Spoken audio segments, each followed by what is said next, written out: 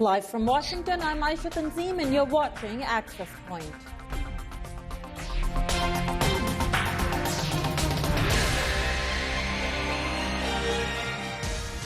Pakistan's finance minister claims his policies have repaired a broken economy and will now spur growth. But critics say next year's budget represents misplaced opportunities and missed priorities.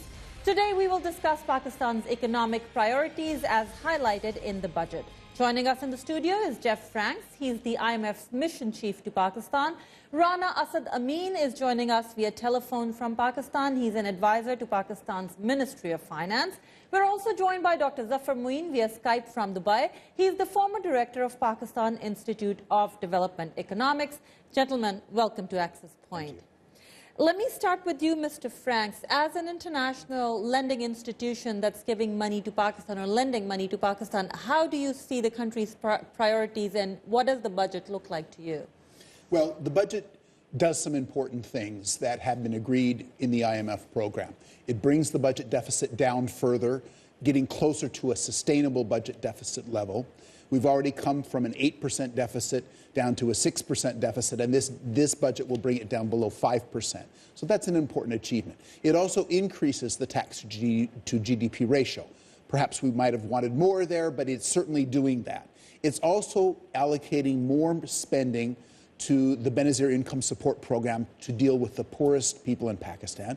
It's protecting the poorest people from energy price increases while bringing down energy subsidies substantially more. Finally, it's also allocating money for important infrastructure investment projects. What is it not doing that you would have liked it to? Well, I think, broadly, we're not going to micromanage the budget. The government has its priorities on what they want to spend their money on. I think we would have liked to see a bit more ambition on the tax side in terms of broadening the tax base with high-quality tax-base broadening measures. So that would be our most important observation there. Okay, Mr. Rana, let me come to you. Despite what Mr. Franks has said, a lot of critics are saying that there's not enough growth, inflation is going up, and that your budget priorities are misplaced because poverty is increasing and the budget recognizes the problems but does not offer policy measures to help them. Thank you.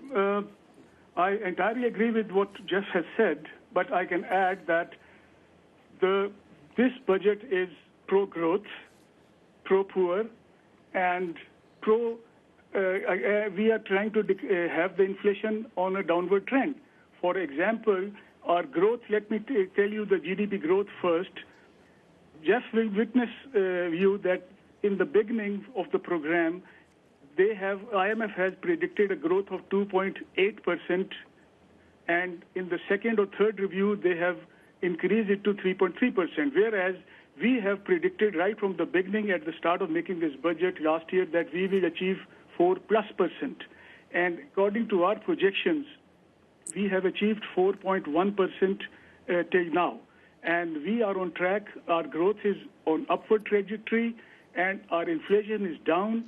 Likewise, I can say there was a double-digit projection of inflation by the IMF in the beginning of the last year, and we are on the single digit. We have consistently trying to reduce our inflationary pressure, and we are around 8% nowadays, and we have planned to maintain it for the entire year for around 8%. Okay, let me come to you, Dr. Zafar Moeen. If it's as rosy a picture as is painted by Mr. Moeen and even Jeff Franks of IMF, then why are a lot of economists in Pakistan speaking up against it or writing against it? I think it is always the case whenever new budget comes, people do criticize because they have different things in their mind. But if you look at the priorities, I think they are going in the right direction because now if you look at the macroeconomic picture, most of the indicators are in the right direction. Inflation is low, plus exports are picking up a little bit. Imports are like machinery imports are there. Plus, if you look at some of the measures taken to help poor people, that is also, I think, there. But my main concern is about the social sectors, because always the social sectors are neglected in Pakistan's budget. We always claim that we will allocate 4% of budget for education and health. But still, if you look at the figure, if you look at the allocations, these are not adequate with the population of 180 million.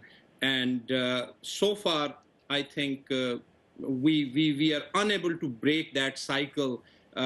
Defense spending, 10% of defense spending. So in some time past, we were able to bring development budget at the top and the other two down. But now again, it's the defense first and then debt and all those things. I think we need to do more and our priority should be right so that we achieve those goals which can help population and reduce the vulnerability of population. Okay, the three... Can I respond to this, please? Yes, Rana Sadameen, I will come to you, but there are two issues that are raised in this. One is about exports, and a lot of people are saying that because you appreciated the value of currency, it's helping imports and hurting exports, so that's one thing.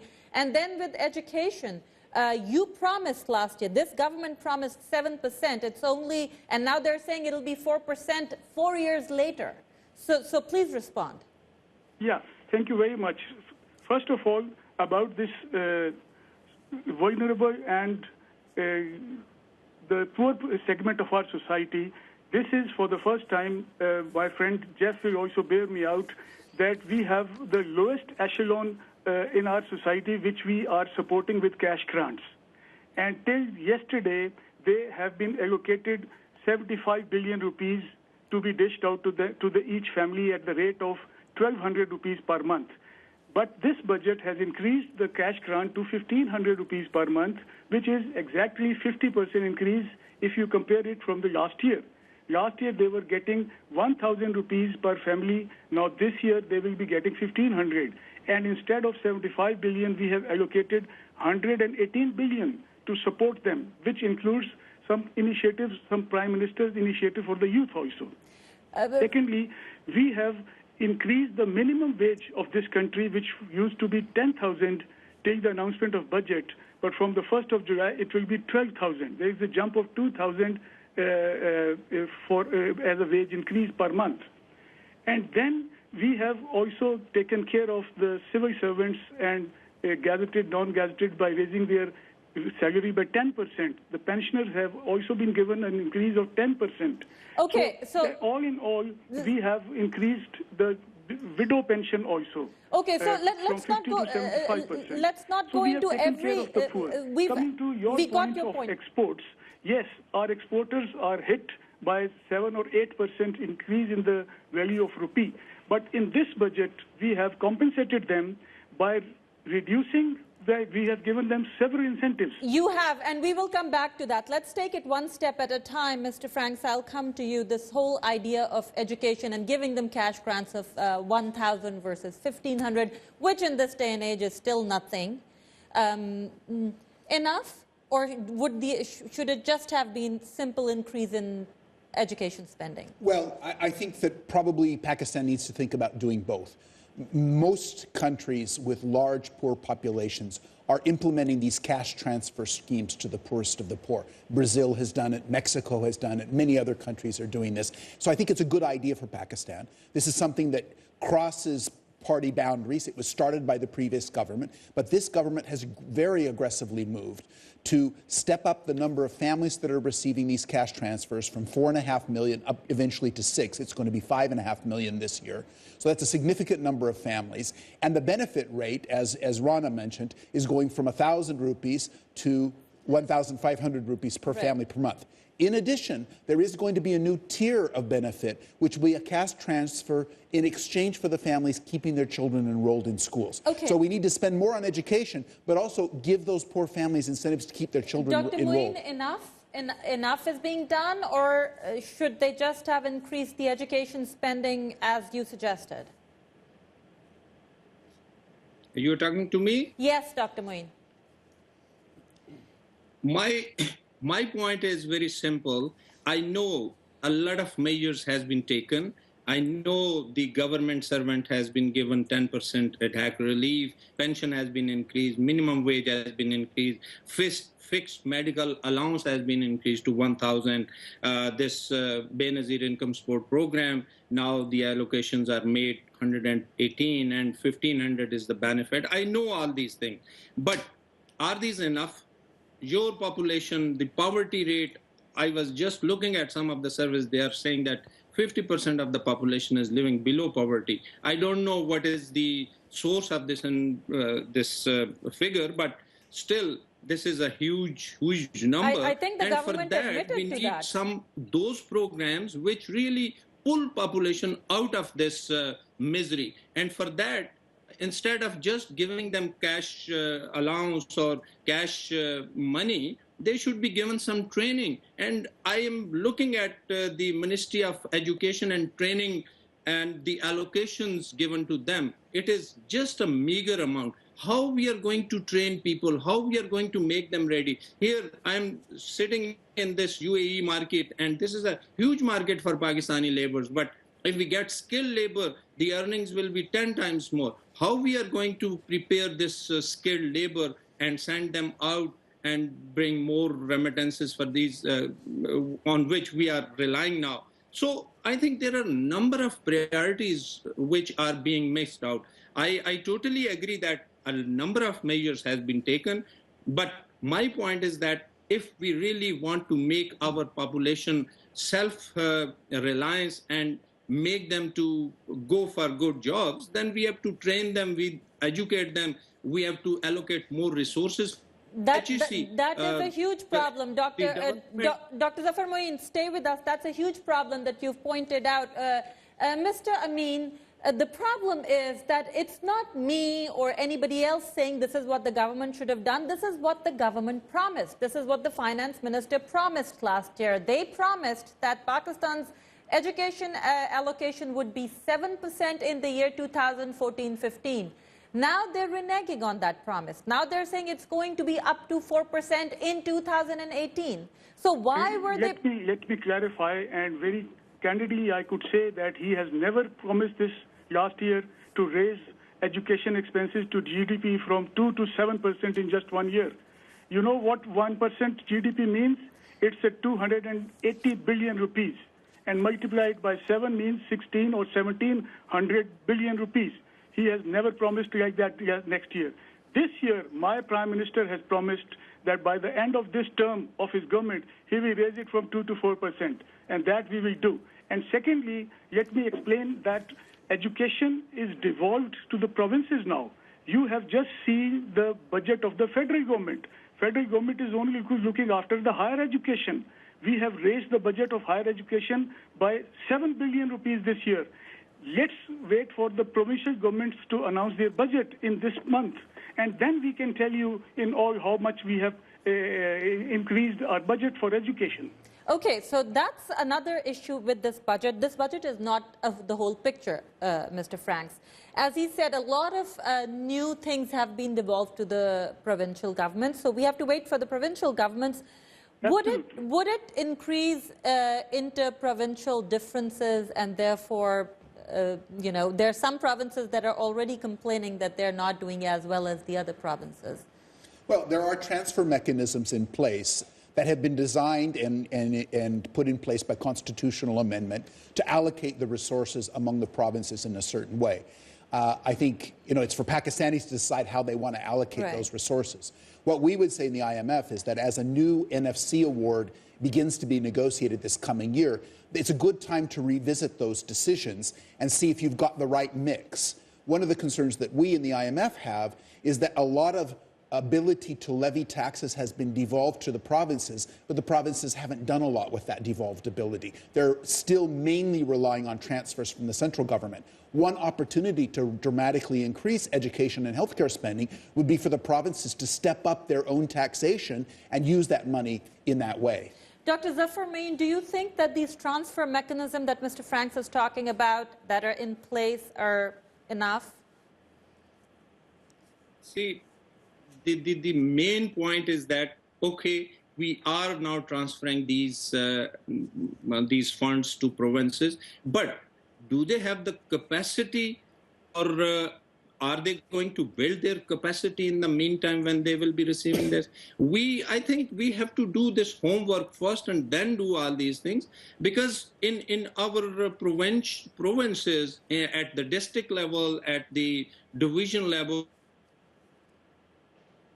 Okay, Dr. Moin, locations are, I think, being wasted, although the mechanism is there.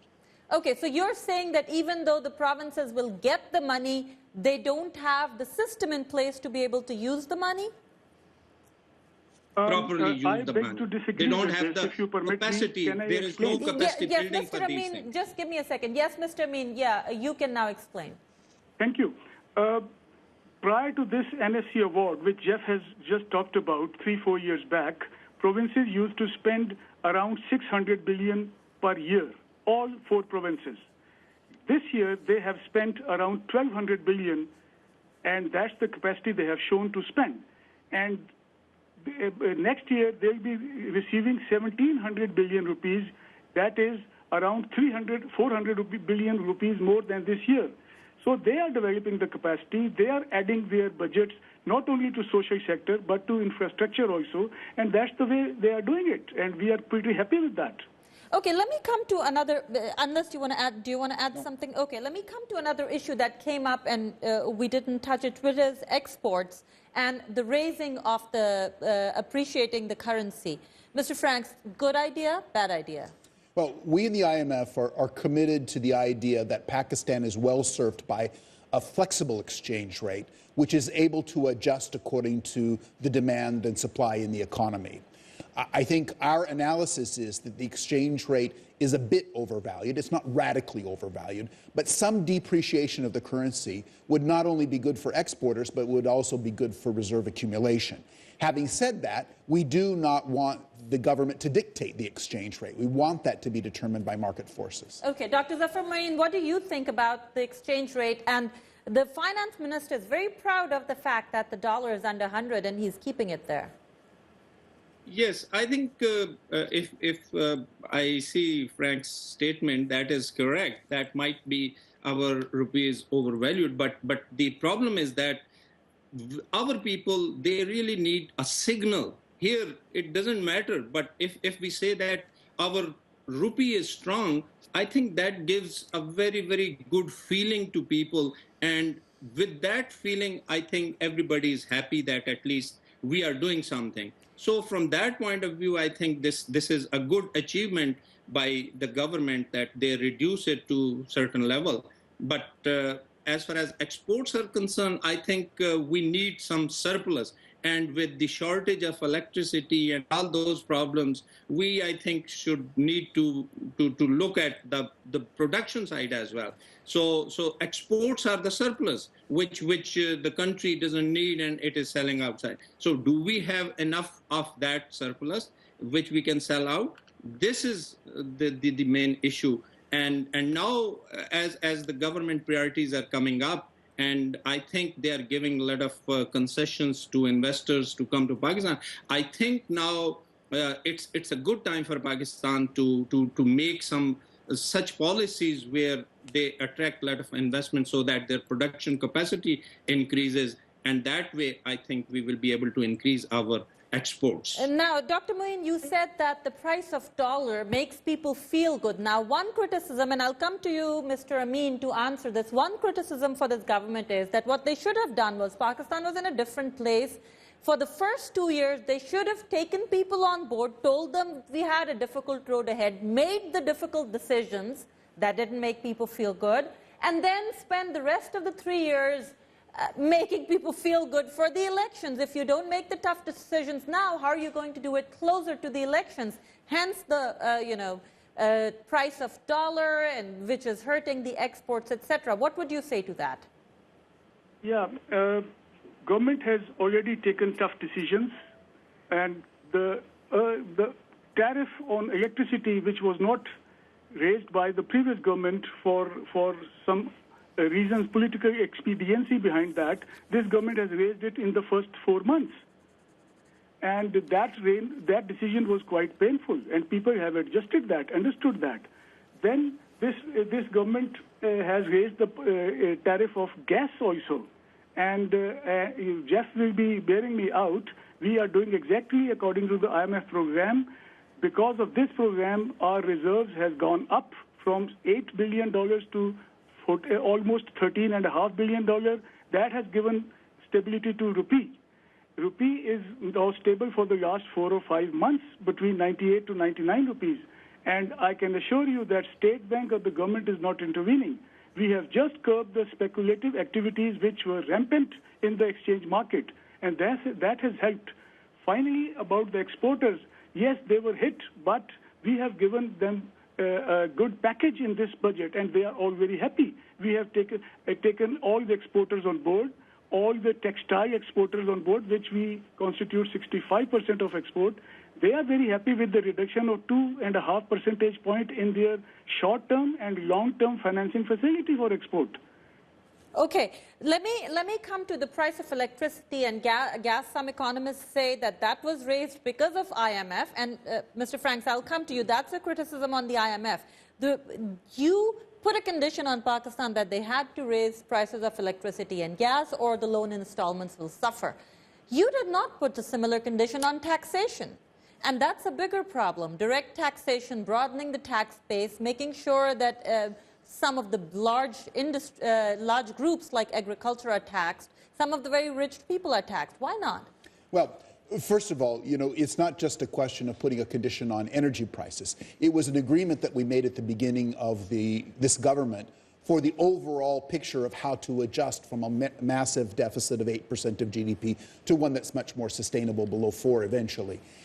So it involved energy prices. It also did involve taxation. And we have put a condition. There's a structural benchmark on eliminating SROs and increasing the tax net that way. Some of the areas where we would like to increase the tax net are areas that have been devolved to the provinces. So agricultural taxation is with the provinces. GST on services is with the provinces. So the federal government does not have the ability to commit on that on behalf of those provincial governments. So I think in the context of this NFC award, we also need to think about that. Pakistan definitely needs to continue to broaden its tax base in a big way to open up the sources of revenue for more health and education spending, but also to make the system more fair. That's been one of the complaints that Pakistanis have. Not just that we don't collect enough taxes to spend, it's that the system, the way the taxes are collected, is not fair. And the government is making some efforts to improve that, but much more, of course, needs to be done. Dr. Zafar Moeen, what is the government not doing in terms of broadening the tax base? Why is it such a big issue? Is it political expediency, or is it the economic reality of the day that the government cannot do it so quickly? I think there are two main issues here. One is the education and one is the fear. I think the fear that if you come in the tax net, then you will be being abused, or you will keep on paying high taxes. That is one of the reasons people don't pay voluntarily these taxes. And the mechanism is not in place to collect these taxes. The corruption is there in that department. In a few years back, when Musharraf was there, this self-assessment scheme was launched, and that was, I think, a good scheme where you were giving some chance to people to come voluntarily to pay tax. So, but that has been, I think, abandoned, or maybe that is gone into back burner. So if we are going to really educate people, this fear factor should be taken out from their minds, and a strict monitoring system on these tax collecting agencies is there, then I think there are chances. But at the same time, I think now government is taking up certain steps which are very appreciative, like they are making the difference of those people who are paying tax and those who are not paying tax. The rate is differing at some of the taxes. Like if it is the first class travel, if you are paying tax, your rate will be less than those who are not paying tax. So if we can launch this type of schemes where we give incentives to those people. Dr. Zafar Moeen, for very rich people who are traveling first class, the price of a ticket, even if you double I don't think there'll be enough of an incentive to pay taxes. Nobody in the world, and Mr. Franks, you'll probably agree with me, nobody in the world pays taxes because they just want to be a good citizen. Maybe two people. Yeah. People pay taxes because if you don't pay taxes, the government comes after you and takes your paycheck away. It's a combination, actually. I mean, I think what Pakistan needs to do is develop a culture of payment. If you ask people in the US or the UK why they pay taxes, they'll say, yes, I'm worried that the IRS will come after me. But they'll also say that they believe that's the right thing to do and it's the fair thing to do. And I think that's the culture that does not yet exist in Pakistan, that people need to be able to develop. Now, that starts with enforcement. You have to go after the people who are not paying so that the others who are not paying see that there's a price to be extracted if they don't do that. But beyond that, eventually people need to also believe that being a citizen of a country means you pay taxes because you support the country. Patriotism should be also a motivation for paying taxes in Pakistan. Well, I'd be very happy if patriotism becomes the primary motive for paying taxation. I don't think it happens in the US. I don't think it happens in Europe. But yes, when people pay taxes, they do think it's the right thing to do. But let me ask you, Mr. Amin, one more criticism that I heard from several economists is that because the government has made it legal to bring money from abroad in foreign currency and show it, no questions asked, that you've in a way legalized corruption or kidnappings for ransom because you can take corruption money, go to a hundiwala, have it converted in dollars, and voila, your money is now clean. No, let me clarify. The scheme, the incentive package which you are referring to is relating to domestic investments only. And we have two sets of investments. Number one, if you have industrialization from the domestic money, there will be no questions of the sources asked. And that too till June 2016. You need to develop or build an industry or start commercial operation date, whichever is later. And the other thing which we have done is the foreign direct investment. This we have done in this budget. If your equity from foreign investment is exceeding 50%, or if your total project cost is from abroad more than 50%, then the taxation slab will come from 33% to 20% from this year. Okay. So that's the incentive legally which we have given, and that will increase our direct investments. Okay, Dr. Zafar Moeen, you mentioned education, but give me a bigger picture. We're towards the end of the program. You have 1 minute. What is it in this budget that you really wanted to see more of? I think two main things. One is on the higher education and other is on the technical education. There should be more allocations for creating this technical institutions and technical labor force, because if we look at our overall picture of the country, our skilled labor are very, very small percentage of the total workforce. So there is a need to put more money for that skill training. And plus, we need more engineers, doctors, and those people who really are coming from the middle class family and where the government supports make a big difference. So my point is that our allocation should be more on these two things. Then probably there will be other priorities. Okay, 30 seconds, Mr. Franks. What advice would you give the government going forward? Well, we're in constant dialogue with the government, so we give them advice all the time. But what I would say is it's important not just to have a budget, it's important to execute the budget and to follow through with the commitments that you've made. That's going to be crucial, whether the money is actually spent the way it is designed to be spent, whether those taxes are actually collected as they should be taxed. And to be more aggressive in this base broadening initiative, more aggressive on tax enforcement with the FBR would be our advice as well. And as you say, you've probably already told the finance minister these wonderful words of wisdom that you just shared with us. I hope they follow through with that. Thank you so much. Our time today is up. We expect your questions, comments, or concerns on our Facebook page and Twitter. Let me thank our guests, Jeff Frank from IMF, Dr. Zafar Moeen, and Rana Asad Amin of the Ministry of Finance of Pakistan. Thank you and goodbye.